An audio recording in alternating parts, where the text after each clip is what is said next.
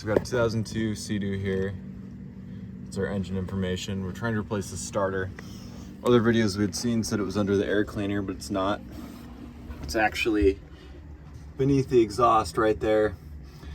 There are 2 bolts on the front, 1 bolt for the negative on the front of the starter.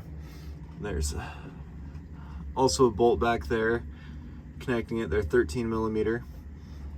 We found it was incredibly difficult to do so with the exhaust there, so I'd recommend popping off your exhaust. You're gonna need to pop off that hose and pop the exhaust out of that hose, and it makes life way easier. But that's the one defining difference about this versus a lot of the other videos on SeaDoo starters out there.